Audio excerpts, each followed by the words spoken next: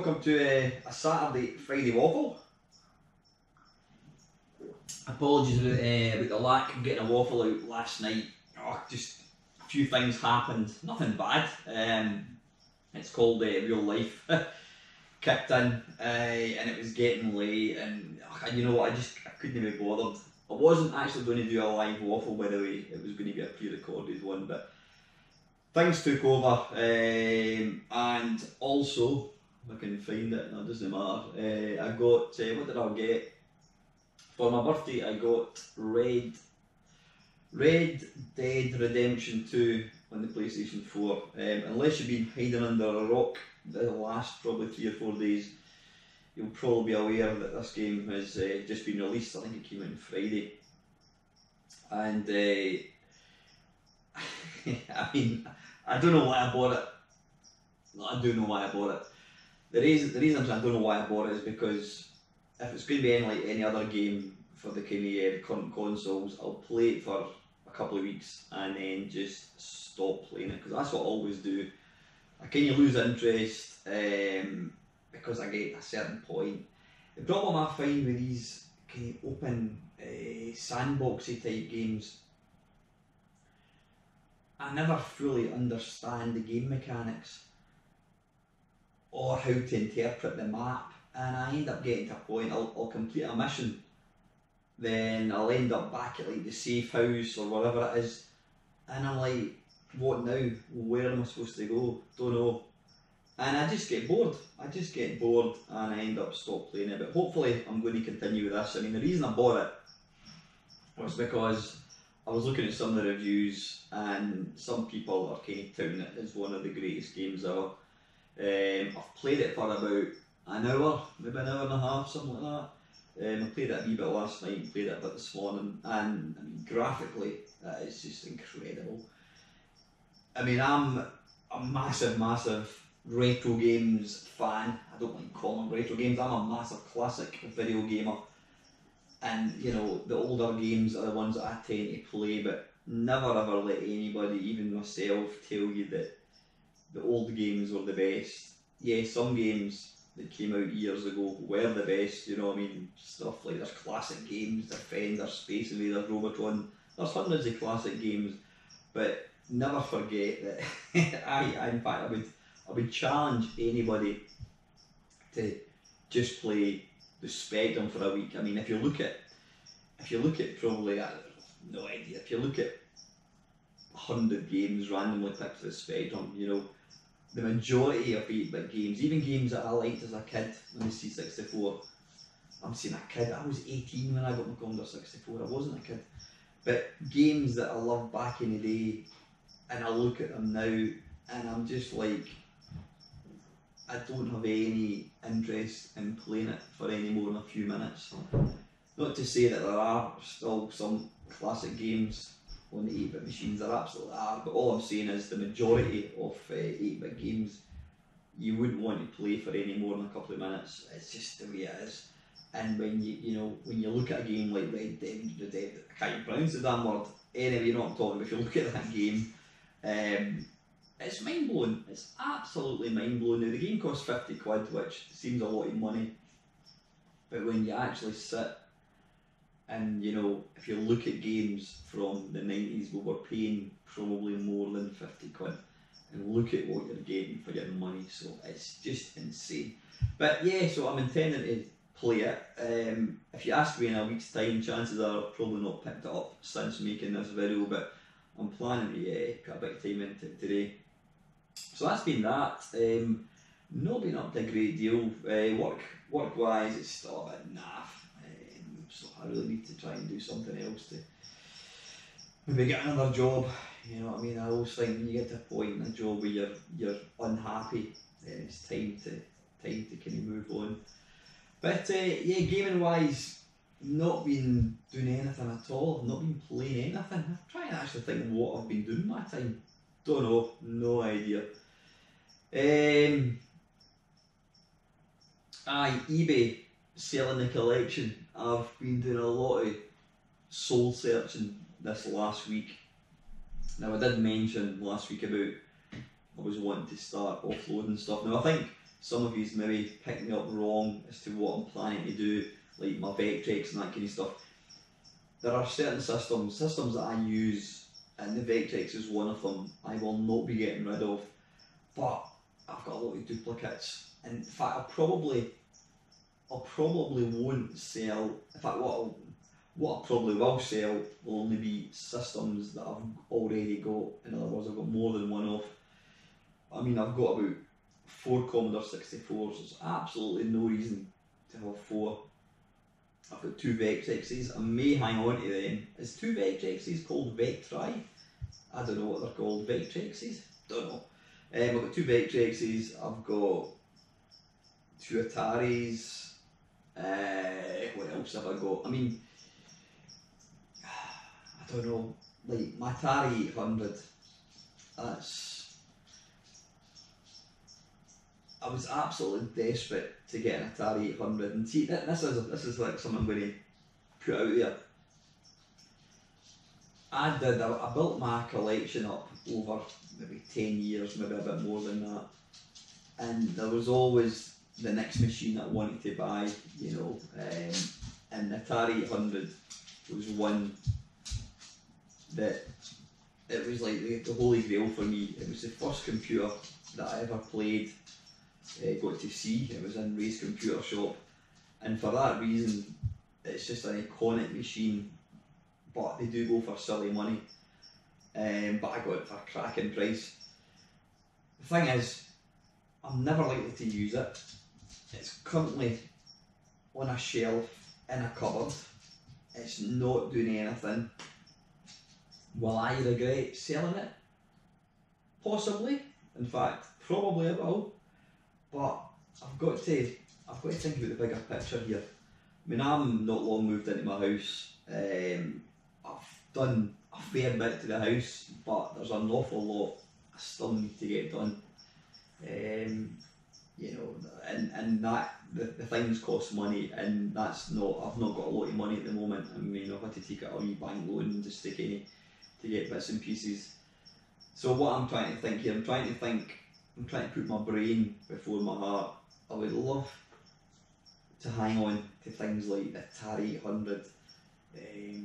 There's other machines like the Sword M5, which again, it was a computer I always wanted to have as a kid, and now I've got it.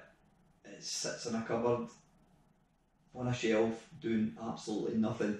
So as much as my heart is telling me don't sell them, you know, between these 2 computers alone I could probably get about £400, and I can use that money. I've got things like, I've got to get a new front door for my house, and it's going to cost about 500-600 quid. So I've got to be sensible and think, well, yeah, maybe now is the time to start downsizing. I mean, there's one of the guys that goes to the computer club. He's just put up absolutely shitload of stuff for sale, lots of systems, some stuff that I would love, but I've got no interest in buying them because I don't want any more stuff. And I think for me, the fact that my circumstances have changed, I'm now in my own house, you know, I'll put it out there, I am hoping to eventually meet somebody, get a girlfriend, whatever. You know, I want to eventually, I don't want to be on my own for the rest of my life. I don't want to live with anybody, but I've got my own place, and it would be nice to, you know, to meet somebody. And it's, you know, it sometimes takes a big kind of life-changing thing to happen to make you look at everything. You need to kind of look at everything. Just give me 1 second. Sorry, just closing the door there. Yeah, it sometimes takes a big life-changing thing to happen to make you just look at your life overall and see, where am I going, what do I want to do, what's important, what's not important. And I'm at that stage in my life. I'm not getting any younger. I mean, I was 51 last week. I'm not getting any younger, and I've got to start, you know, thinking about what I want in my life, and you know, I'm never going to give up video games. Video games are a big part. My YouTube thing's a big part of my life. I'm certainly not planning to certainly not knock YouTube on the head. Certainly not now. I still enjoy it, even though I've not been doing as many videos. But I think the days, if I'm being honest to myself, I think the days of me buying stuff, collecting stuff is past. I've got my systems that I play, but I've got an awful lot of stuff that I never use, I haven't used for years. It's unlikely I'm ever going to use. I mean, certainly duplicates. I mean, what is the point of having 4 Commodore 64s? Yeah, I love my C64, but if it stopped working, I could go on eBay and buy another one. It's not going to suddenly stop working, or sorry, it's not going to suddenly, I'm never going to get to a point where you can't get a Commodore 64. So, you know, I might keep one spare and sell 2. And these other computers, the Atari 100, the Sword, there's various other machines that I've got that I just simply don't use. So I think I need to think logically and start putting my brain before my heart, you know. I think as well, having taken, it was about 4 months off YouTube,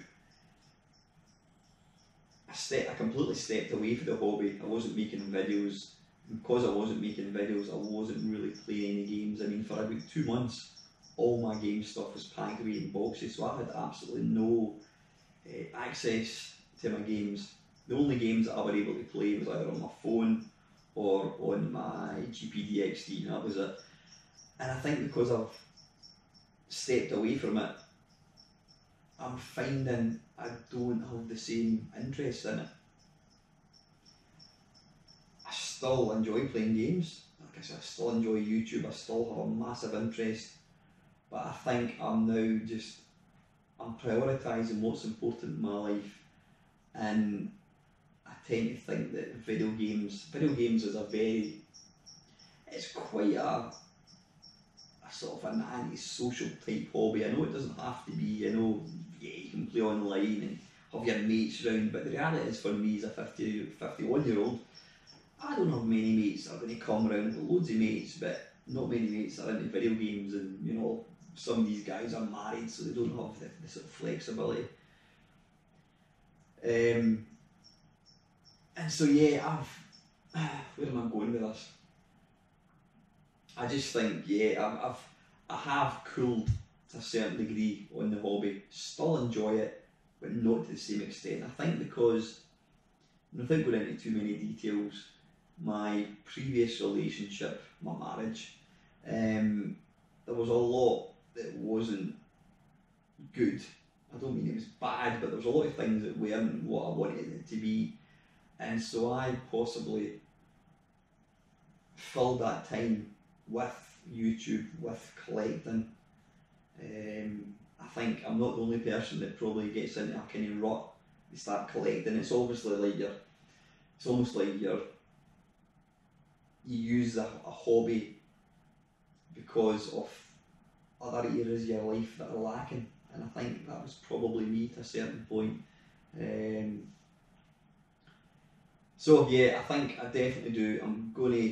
What I'm planning to do, I mean, I've got so much stuff in boxes. I'm planning to take things out of boxes, you know, get the power pack, get the controller, get the cable, say right, there you go, there's a full system, stick it in a bag, maybe take photographs of it, stick it in a bag and say right, I've got a SNES, there's a Commodore 64, because the problem is I've got so many systems and the power packs are all over the place, so I don't know. If somebody was to come to the house tonight to buy something, I'd like, no idea mate, don't know where the PSU is, or the aerial, the SCART cable for it, whatever.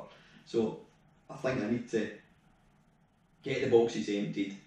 I need to sort of try and pair up the power supply unit with the console, with the joypad, with the games. I mean, I've got bloody hundreds of games as well now. I've never ever been a collector. I've always maintained that. I buy systems to play.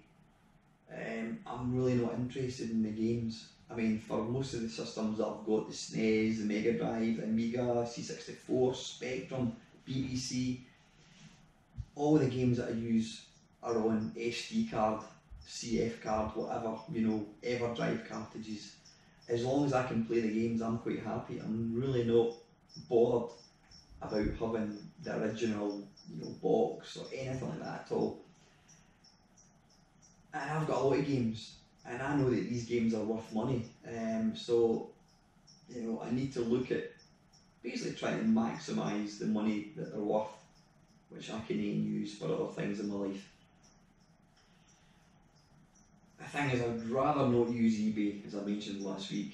eBay, I've kind of been put off eBay. It's just, I don't know, you've got the whole hassle, you've got the fees, you know, you've got the buyer coming back to you a week later, oh, it's not as good condition as you told me, it's the instruction manual's got a tear, or the box is chipped, or the disc has got a wee scratch in it, yeah, whatever.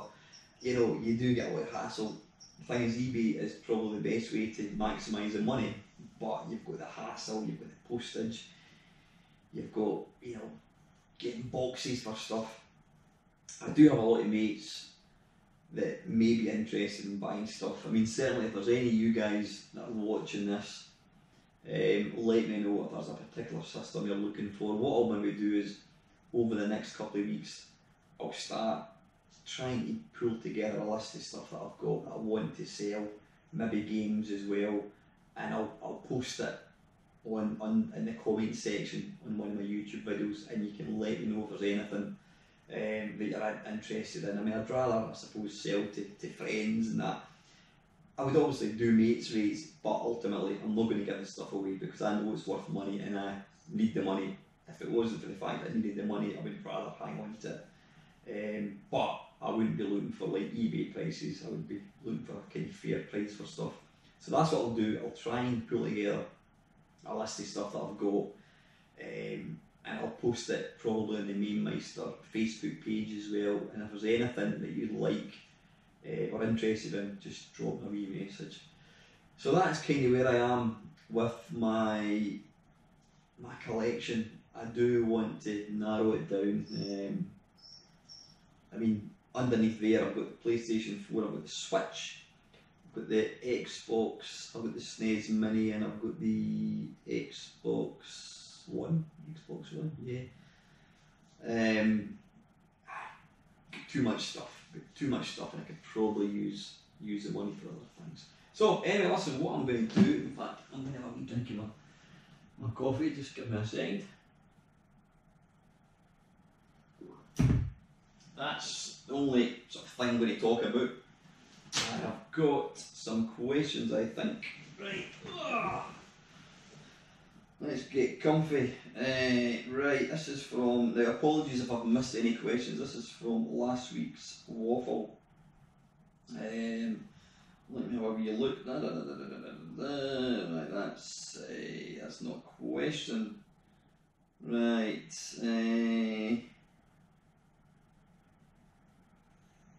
so I'm looking at some of the comments. Dexter Morgan last week said, "You're right about eBay. As a seller, I've had nothing but terrible experiences when selling electrical items. I've had a mint box Game Boy Color with games get held by French customs, and we had to refund the buyer, and the items were never returned. I've also had a PC Engine go missing again when dealing with a foreign buyer. I've got a huge amount of retro material, which, to be honest, I never play, and it sits on a shelf and in cupboards. Sounds familiar? I want to sell it, but I haven't a clue where to start. I'd be more than happy with emulating everything now." Yeah, that's exactly, you know, I really don't want to send stuff abroad. It's too much hassle for what you're getting as far as I'm concerned. Right, anyway, here's a question. Metagalactic Llama, what is your absolute favourite game on the Vectrex? I think that would have to be Vector Pilot, which is, I'll try and put a wee video, I'll not do a link, I'll put a video up at one of the corners of it actually playing. It was quite a new game that was released, and it's basically Time Pilot for the Vectrex, and I would categorically say it's probably the best conversion of Time Pilot I've ever played. How they managed to get it working in a Vectrex is beyond me. You've got the little, obviously, colour overlay which gives colour to it, but it's an astonishing conversion. So probably Vector Pilot, I would say. I also love, I loved Mindstorm. I think that's a great game, really good. But nah, go for Vector Pilot. Thank you very much for your question, mate. I do appreciate it. Right, Chris, my good old mate Chris, Panther UK, solid waffling, mate, good stuff, and happy birthday. Cheers, Chris. For next time, you've recorded a fair few Arcade Perfect My Arses now. In retrospect, what would you consider to be the top 5 arcade conversions on home computers? Not consoles, just computers. 5 best arcade conversions. Without putting them into any order, Buggy Boy was a great conversion on virtually every machine.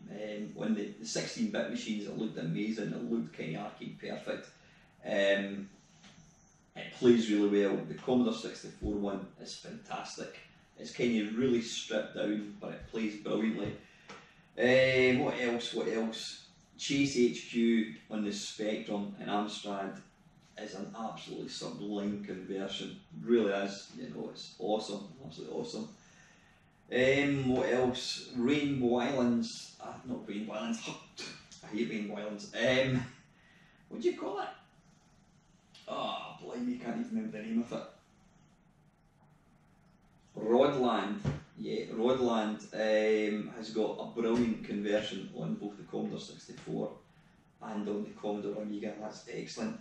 I think Power Drift was actually pretty good as well. What else? There was one game, R-Type is probably the most consistent home conversion. I know you said don't mention consoles, but R-Type, I don't think I've seen a bad version of R-Type on anything. It's even on the Game Boy, you know, it's just it's absolutely flawless, and it just goes to show with the right programming, it can be good. 8-bit wise, Hypersports has got some great conversions. I mean, the Spectrum one's really good.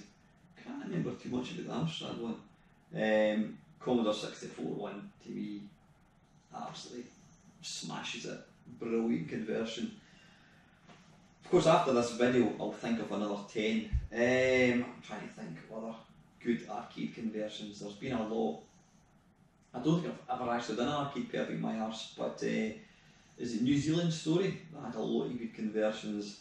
Arkanoid is pretty good, though I think the controls. Arkanoid really needs a mouse, but yeah, trying to use a joystick is just hopeless. What else? Oh, there's numerous ones. Yeah, I think that's about it, Chris. There are tons of cracking conversions. There's a lot of absolute stinkers as well, I must admit, but yeah. Anyway, Chris, thanks for the question, buddy. Right, here's Mr. Bleed Easy. Happy 51st birthday, Alan. Thank you. Just a word of caution, give it a good think before selling anything you may regret selling in the future. Absolutely, I'm not going to sell anything that I want to keep. I know that sounds obvious, but I'm not.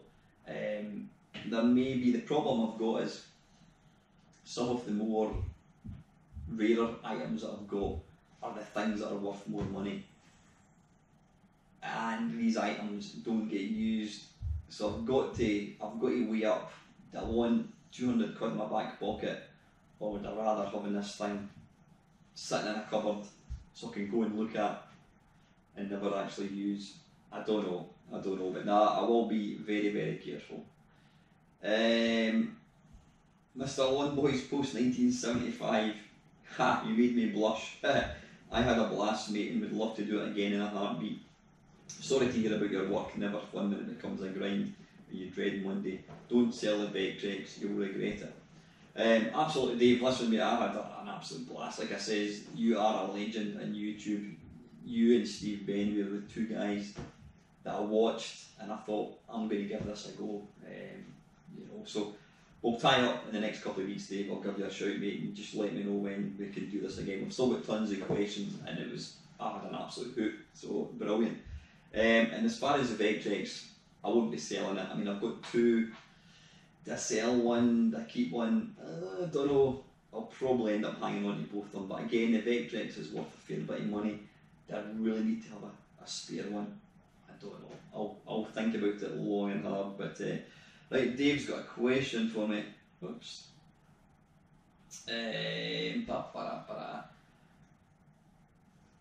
Question for next week. When on the nuclear base, what X-Men powers did you get? Sorry, if you're wondering what Dave's on about, did I mention that I worked on a nuclear base? I think I did last week. I can't remember why I mentioned that. I've got no idea why I mentioned that. I did. I worked on it was a nuclear submarine base back in 1988, I think it was. What X-Men powers did you get? I've not really got any talent at all. The only thing that I am good at is vibrating that finger very, very, very fast, a la track and field. I can tap a fire button extremely fast. It serves absolutely no purpose. Quiet at the back. It's a skill that serves no purpose in real life at all, other than playing track and field. But I don't think I've got any other skills at all, Dave. So anyway, thanks for the question, buddy. Right. Oh, in late here, Mr. Batman. 5 hours ago. So in other words, if I'd done the waffle yesterday, this one wouldn't be part of it. Anyway, question for the waffle: Atari 2600, ColecoVision, or Intellivision, which reigns supreme? Now I've got to say, I've never seen an Intellivision. I've never played one. Well, technically that isn't true, or it is true, but hear me out. I bought one of these little plug-in handheld things that plugs into the TV. It's got the yellow and white cable, plugs into your telly and you switch it on, and it's Intellivision. And the games that are on it are absolutely shit. They're crap. They're awful. If that was what the Intellivision games are like, then it's a terrible system. I'm sure there are better games. I mean, the problem with these all-in-one systems is, you tend not to get the best games, but the games that are on this are just bloody awful, absolutely terrible. So I'm going to rule out the Intellivision right away. Atari 2600 or ColecoVision. Let's talk about the ColecoVision for a second. The ColecoVision is a lot more powerful than both Intellivision and 2600. I mean, it's a later system. Some of the arcade conversions on the ColecoVision are fantastic. You've got Donkey Kong, you've got Zaxxon. Oh Christ, you know what, I can't remember. My mind has gone completely blank. I've got a ColecoVision upstairs, and I've got about maybe 20 games for it. I'm sure Zaxxon was a game for it. Yeah, it was. Anyway, the ColecoVision was probably on a par with like a Commodore 64. It was quite a powerful machine. It had these really horrible controllers. It looked like a kind of touchpad with numbers, and it had a long kind of stubby joystick. But the games were excellent. What few games it did have, they were excellent. Then you've got the Atari 2600 now. What can we say about that? The Atari 2600 has got a massive catalogue of games. Yeah, some of the early games, stuff like Pac-Man, which people say is one of the worst games ever. Complete bollocks. Pac-Man in the 2600 is actually a good game, in my opinion. Yeah, the quality on the 2600 would never compete with the quality on the ColecoVision, because it's infinitely inferior. It's an older system, it's not as powerful. But what the Atari 2600 missed in quality, it had quantity, and there are a lot of good games to Atari 2600. I mean, some of the games that were released, after it was kind of a viable system are astonishing.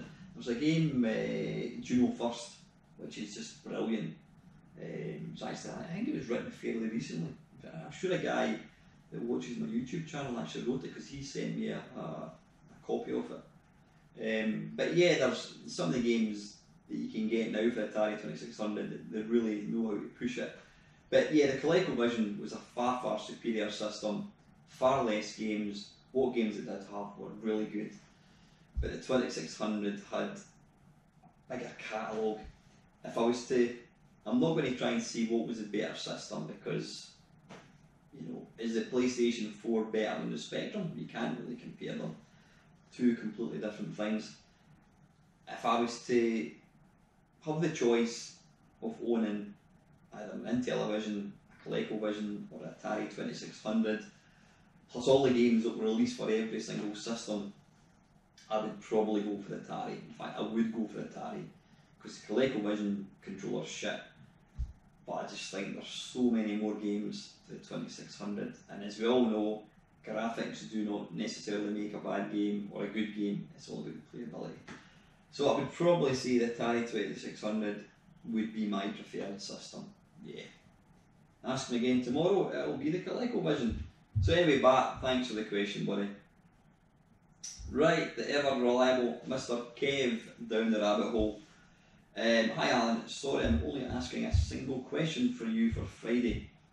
It's been a very busy week. Anyway, Steve Benway mentioned recently the video arcades he went to when he was young were sketchy places full of less than ideal patrons. And I can see the same was true for me. I recall you said you never went to video arcades except on holidays, but were they full of shady characters like mine and Steve's? I think anybody our age, Kev, knows that arcades were where all the unscrupulous, nasty scum of the earth. It's basically like the Cantina Bar in Star Wars. It's where all the scum went, including ourselves. But that was part of the allure of the arcades. They were dirty, they were grimy, they usually stunk of BO, they usually stunk of smoke, stale drink, you know, fag buns on the cabs. That was what made them exciting. You know, you went into one of these places and, you know, there was all these people standing about, and, you know, but you just had you were drawn in by the lights. You're drawn in like a bloody moth to a kind of a light, you know, outside, with the noises and the sounds and the glowing visuals and vectors of all these games. There's a pure cacophony of noise and flashing lights, and that's what made the arcades so exciting. I think if they weren't as grimy and dirty and dangerous feeling, I don't think they would have been, you would have had the same appeal. So no, anytime I was in Blackpool, Kev, or whatever, they were exactly the same. I think maybe the arcades in Blackpool were slightly less grimy because they were obviously, it was a tourist attraction, and so the arcade owners had to make sure that, you know, they wanted people to come in. They didn't want people, because at the end of the day, kids were their customers, and they wanted parents to let their kids come in and spend money. If the arcade was dirty and seedy, then chances are, you know, parents may not let their kids in. But no, in the main, the arcades were all the same the world over, and I think that's what made them so appealing. So anyway, Kev, listen mate, thanks for your question. I'm just running down here to see if we've got any more questions.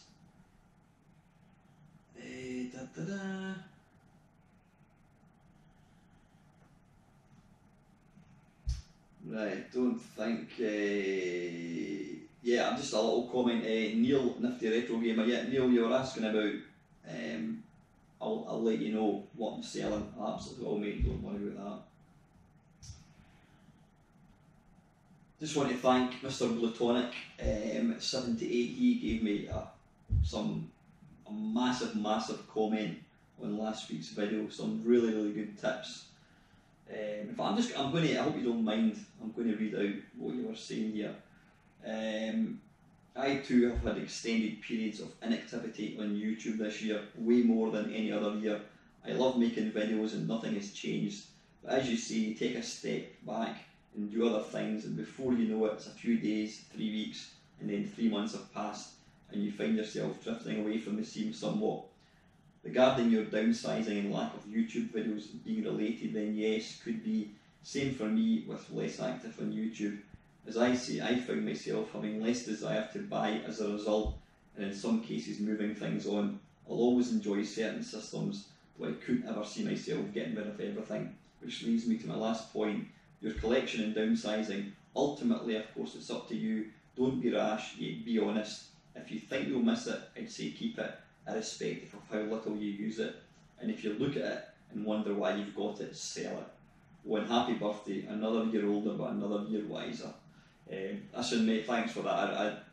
Great advice, and it's advice I'm definitely going to take. Right, next up we've got, just try to see, this is numerous things, Mr. Doug Scullery. Here's a couple of topics for the next waffle. Topic 1, if you're looking to downsize your collection, what about becoming a sort of retro trade rather than a collector as such? For example, sell off all the clutter, keep a few essential systems, and then concentrate on snapping up bargain price stuff, with the rule that you can only keep it for a few months maximum before selling it on, hopefully for a profit. You don't have to become a greedy rip-off merchant, maybe just aim at 20 to 30% on everything, all profits to charity, or just plough the money back into something, into more trading. I reckon this would keep your interest high in gaming, constantly getting new stuff to review, playing waffle. Thoughts? It's a good idea, Doug, but I'm too lazy to do something like that. I don't think I could be bothered with the hassle. I know exactly what you're saying, you know, buy stuff, keep it for a bit, use it. I know if I bought it, I'm instinctively a hoarder, so if I bought something I would end up wanting to keep it. So I don't think I'm going to go down that road, Doug. It's just too much hassle for me. I've kind of got enough going on in my life without getting involved in becoming a seller. I just think the money that's to be made is minimal. But you know what? Great idea, Doug. Probably just not for me, mate. Topic number 2, with rare gaming items becoming more and more valuable to collectors, is it inevitable that sooner or later we will see Chinese expertly produced fake retro hardware items on the market? Fake copies of extremely rare sealed in the original packaging cartridges and other hardware will be very tempting to scammers if they can be sold for thousands online, and the higher the value of retro items becomes, the more likely fakes will appear. Your thoughts? It's absolutely, Doug, and I'm kind of surprised that hasn't already happened. I think possibly what might be the reason is collecting, especially high-end items. I mean, some of these games, I mean, is it Track Meet on the NES goes for like £40,000.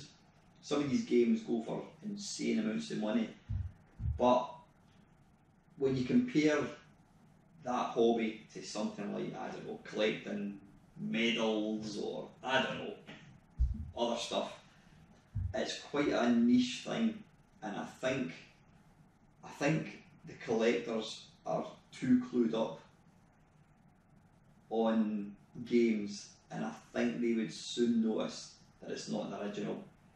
I think they would buy it, and I mean, if somebody put, I don't know, I'm just trying to think of a game, a brand new sealed copy of, I don't know, the original Mario Brothers or something for the NES. Maybe that's not a good example, but if somebody put up a really super rare game, mint, sealed, etc., people would be very surprised or very cautious. They'd be like, where did this come from? How did we not know about this before? I mean, some of the systems like the PC Engine,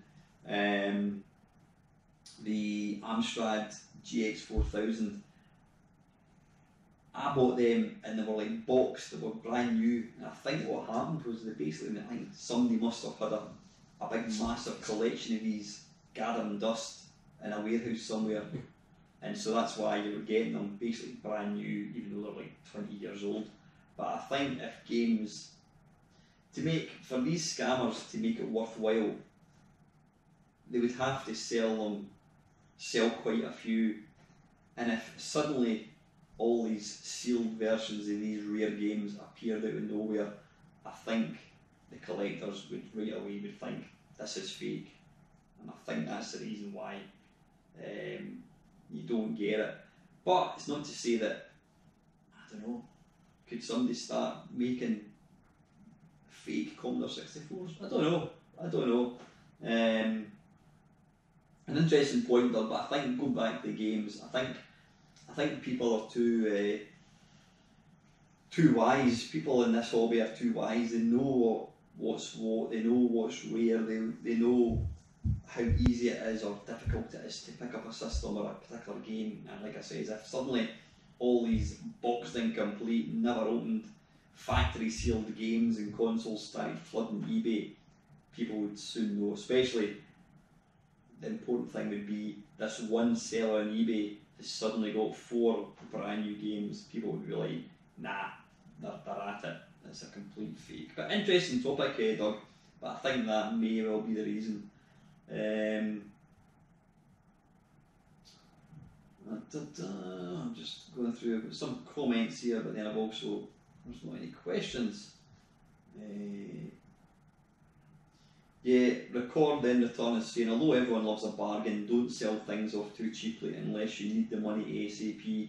There should be plenty of people in the community watching your videos who should know the value of random bits in your collection, even if you don't follow the market for them yourself. So you should be able to get some good advice on what prices to ask. Go through the things you don't need and take your time figuring out who might know about each of them and what you can get for it. So listen mate, thanks again. I did say that, cracking advice. Thank you very, very much for that. I will indeed use all you chaps' wonderful knowledge.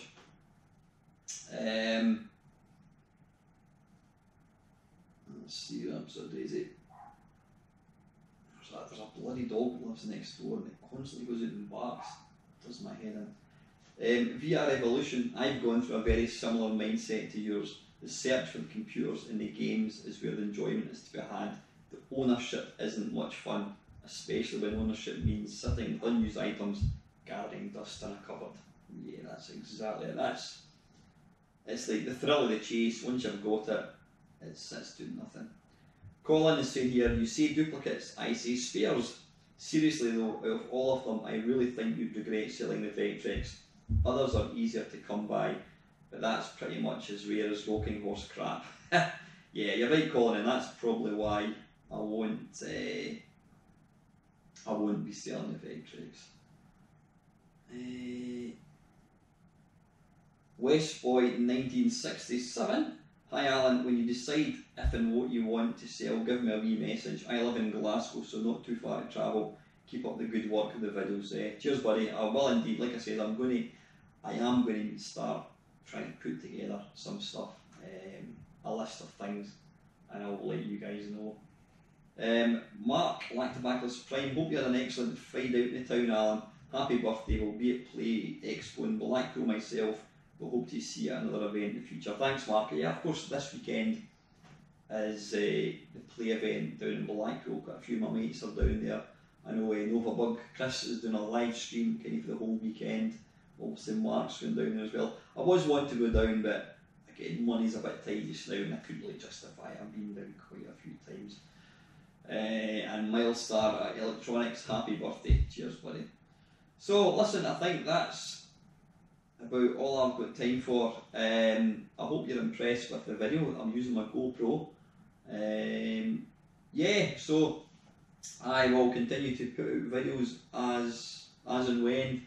I will let you know how I get on with the collection in regards to selling it. So lastly guys, thank you very much for all your continued support. It is very, very much appreciated. And finally guys, thanks for watching.